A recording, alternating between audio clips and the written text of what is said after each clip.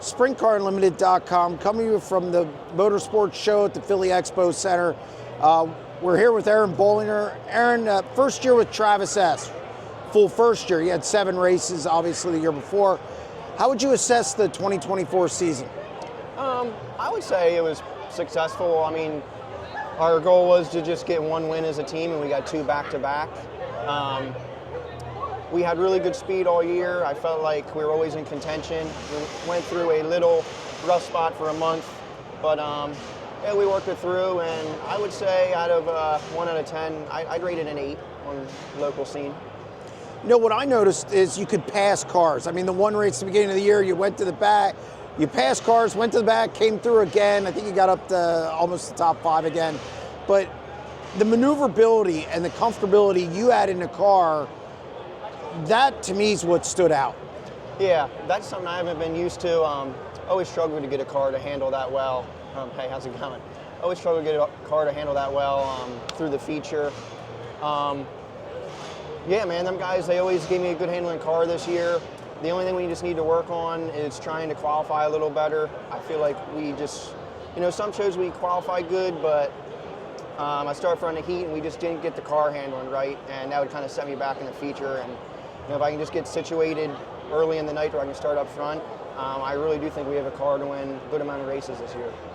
Well, and I think it's your first year where you were able to just be a driver. Right. How much did you learn, or how much do you think you kind of advanced and got better as a driver, just being able to focus on that, driving for somebody, as opposed to running your family-owned deal? Yeah, that's hard to say. I don't know. I always liked working on the car a lot, and I still do, just not as much as I used to with me and Dad. One thing it gave me with these guys is a good opportunity to just watch the racetrack. I never used to get to do that much. I always just run up, look at it quick, and guess what to do.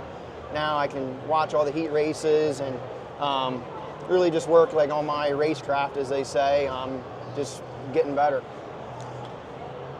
2 teams this year again. What's the schedule looking like that you know so far, and where are you going to be running which car? We do not have a set in stone schedule. It's all tentative. I'm still going to run with Travis full-time at Lincoln. We're going to try and hit every show. And me and John Anthony with the 19 deal, we're going to try and hit the BAPS races, Williams Grove when we want to, and some outlaw and high limit races. A couple wins last year, but I thought your consistency is what improved.